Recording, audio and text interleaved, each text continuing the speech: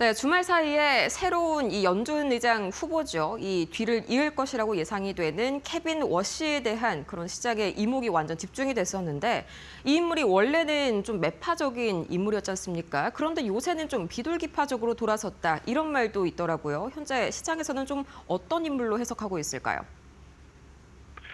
네, 케빈 오시 지명자를 보면 왜 평가가 엇갈리는지 이해가 됩니다. 과거 이력만 보면 분명 대표적인 매파였습니다. 연준 이사 시절 물가 상승을 강하게 경계했고 연준이 시장에 지나치게 개입하는 데도 비판적인 인물이었습니다. 이 때문에 지금도 금융시장에서는 강경 긴축 인물이라는 이미지가 남아 있습니다. 하지만 최근 발언을 보면 확실히 달라진 부분이 있습니다. 워시는 지난해 금리는 상당히 더 낮을 수 있다며 공개적으로 기준금리 인하 필요성에 동조해왔습니다. 실제로 금융위기나 팬데믹 같은 위기 국면에서는 금리 인하를 지지했던 인물이라는 평가도 나옵니다. 그래서 시장에서는 매파에서 비둘기로 변신하는 것 아니냐는 말이 나오는 것이죠. 다만 중요한 점은 워시는 조건 없는 비둘기라는 아니라는 점입니다. 그는 금리를 낮추더라도 인플레이션이 확실히 통제되고 있다는 신뢰가 먼저 확보돼야 한다는 입장을 고수하고 있습니다. 특히 연준이 지난 10년간 너무 많은 돈을 풀면서 시장을 왜곡했다는 문제인식이 강해 연준의 대차 대조표 축소에는 여전히 적극적인 편입니다. 이 때문에 향후 통화정책은 겉으로는 유연해 보이지만 속은 꽤 보수적인 방향으로 흘러갈 가능성이 큽니다. 기준금리는 인하 쪽으로 열어두되 시장이 풀리는 유동성은 과거만큼 늘리지 않으려는 조합이 나올 수도 있습니다. 지난 금요일 단기금리는 하락했지만 장기금리는 오르는 현상이 나타난 것도 이런 이유에서죠. 또 하나 변수는 트럼프 대통령과의 관계입니다. 원 씨는 금리 인하 필요성에는 공감하지만 연준 독립성과 정책 원칙도 함께 강조해온 인물이기도 합니다. 연준 의장은 혼자 결정하는 자리가 아니라 FOMC에서 단 한 표를 행사하는 만큼 결국 얼마나 위원들을 설득하느냐가 통화 정책의 방향을 좌우하게 될 것으로 보입니다. 종합하면 오시트제 연준은 급격한 완화보다는 신중한 금리 인하와 보수적인 정책 운영으로 흘러갈 가능성이 크다고 볼 수 있습니다.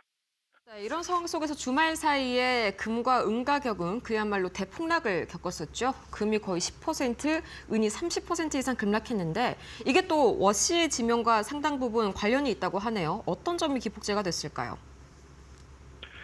네, 금과 은 가격이 급락한 배경을 이해하려면 먼저 그동안 왜 그렇게 올랐는지 봐야 합니다.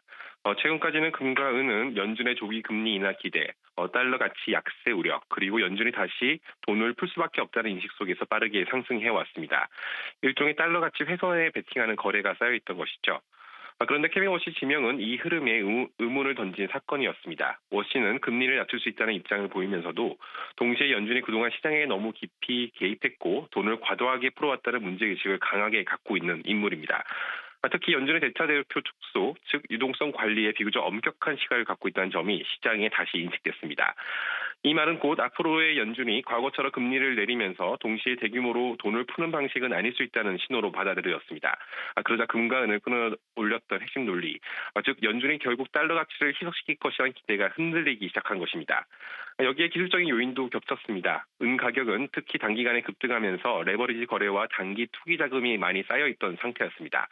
이런 상황에서 정책 기대가 바뀌자 차익 실현과 강제 청산이 한꺼번에 쏟아지면서 급락으로 이어졌던 것입니다. 다시 정리하면 오시 지명 자체가 금과 은을 떨어뜨렸기 때문보다는 그동안 시장에 있던 연준은 결국 느슨해질 수밖에 없다는 확신에 균열을 냈고 그 균열에 가열했던 기금속 시장에서 가장 먼저 가장 크게 반응했다고 볼 수 있을 것 같습니다. 네, 한마디로 이번에 워시의 지명으로 미국 통화 정책에 대한 신뢰도가 높아졌고 이게 또 달러 강세를 이끌게 되면서 한편으로는 금은 가격이 급락하는 데 일조했다. 이렇게 좀 정리를 해볼 수도 있겠습니다.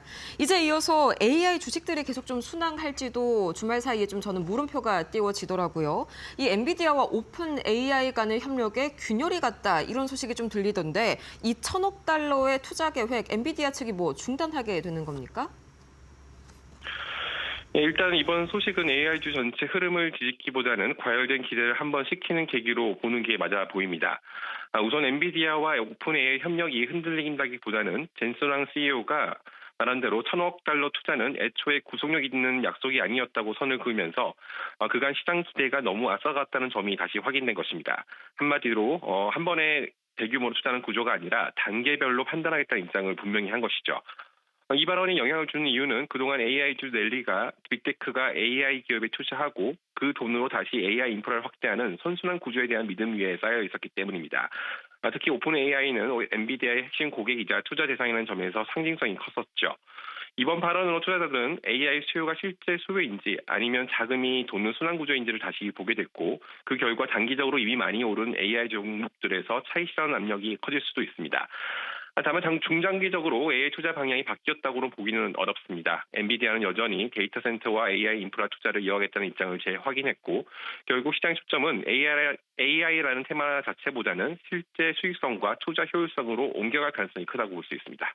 네, 한마디로 투자를 안 하겠다라기보다는 좀 단계적으로 검토해가면서 신중하게 하겠다 이렇게 좀 신중하게 입장을 돌린 것으로 풀이가 되네요.